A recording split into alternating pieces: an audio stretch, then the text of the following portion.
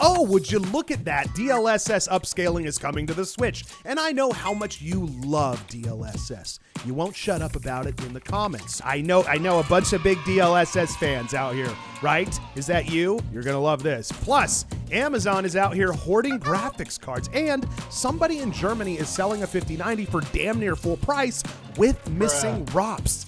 Will it ever end? You know the drill. Let's get into it.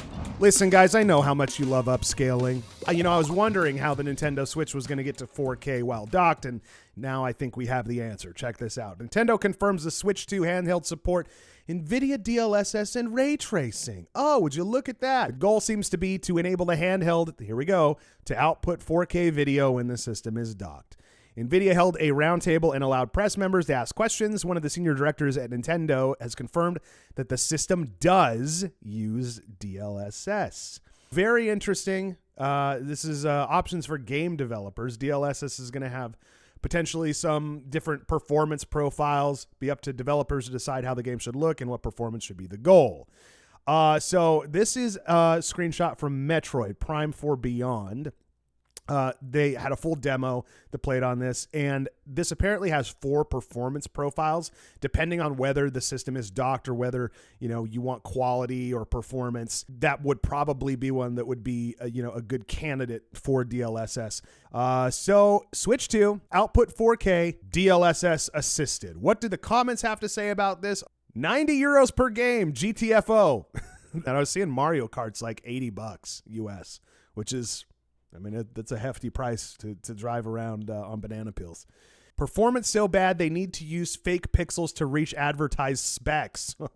Guys, the very first Switch came out in 2017. We're sitting here in 2025. Switch 2 is about to drop. You put 8 years on a handheld console. It's got some mileage on it, right? So regardless of features, maybe there's a need for a little bit of a refresh there. Let me know if you guys are looking at the Switch 2 and if you're interested in picking it up because, oh my goodness, it's got DLSS, boys and girls. So, yay. Ray tracing. Ooh, a spicy rumor. Check this out. Now, 7900 GRE from AMD was a very, very popular graphics card. A lot of people loved that card. Well, now there is some rumors about a 9070 GRE, which would feature 12 gigs of memory. And it may be a China exclusive, but we'll see what happens there. Let's check this out. Now, this is something that was speculated before, but it looks like there's some confirmation coming out of Bench Life, which is a media outlet that has some close ties to board partners. According to their latest post, the Radeon RX 9070 GRE, the new special edition of the RDNA 4 GPU, will indeed feature 12 gigs of memory. All right, so this is what Bench Life has to say about this potential new card, this GRE SKU. Our sources have informed us that the Radeon RX 9070 GRE 12GB is currently being planned by AIB partners and is ready to enter mass production. So where does this card fit? It's very important to kind of see where it lies in the grand scheme of things, right? Looking for a card that's going to come in, the GRE SKUs typically are very good when it comes to budget. 12GB GDDR6. It's definitely going to sit below that 9070, would imagine, also with the different bus as well. Who knows what the boost clock's going to come in at. Maybe it comes in at, a solid contender against a 5060 Ti type of thing is what I would imagine that this card would compete against. Digging into the comments a little bit, it will be exclusive until it isn't, just like last time, exactly, like the 7900 GRE. Came over here, ended up crushing. 5070 and 5060 Ti killer. Yeah.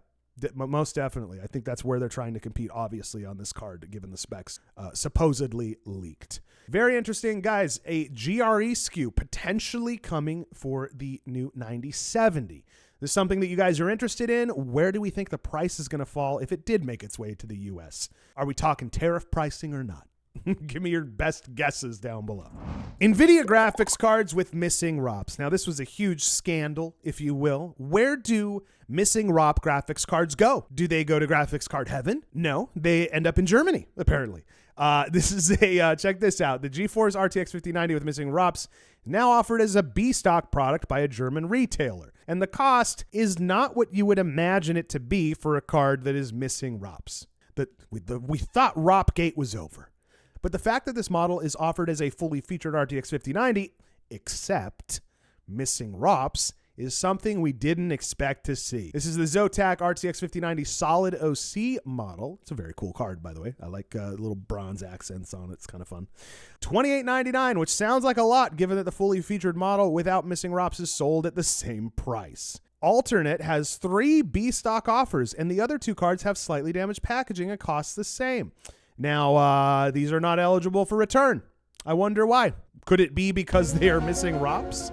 Now, independent reviews have shown that missing ROPs, this is what you get if you actually end up buying one of these cards off of the market. You get 11% performance loss, a cool 11%. Now, unfortunately for NVIDIA, all 3 cards were released when this problem emerged. NVIDIA never offered a simple way to replace these cards. It seems that some decided to sell these cards without returning them to board partners. Whoopsies, we didn't know. You caught us. Sorry.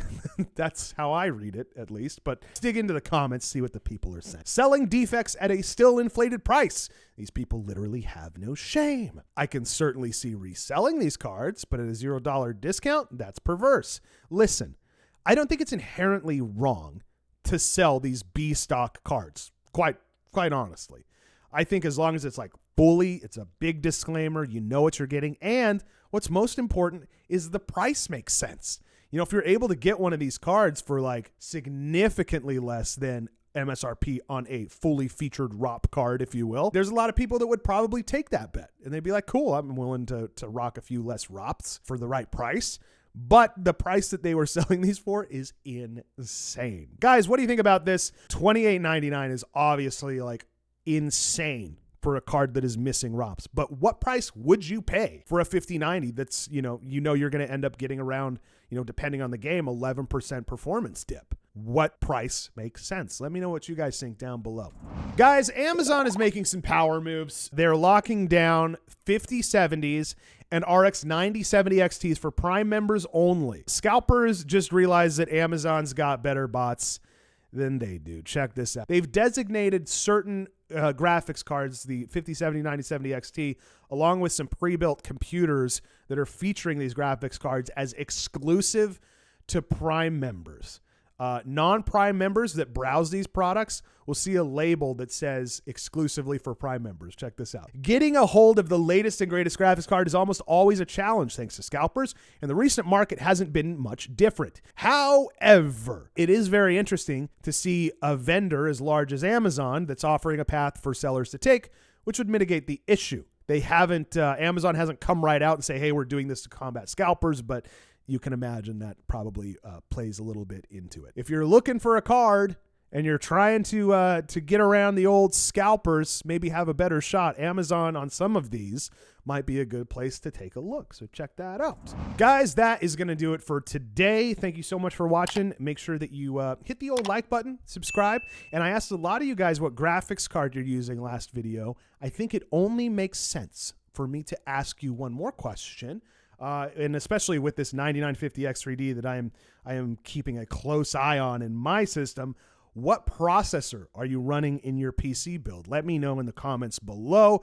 We've got a bunch more stuff coming up this week, so make sure you're subscribed for future videos. We'll see you next time.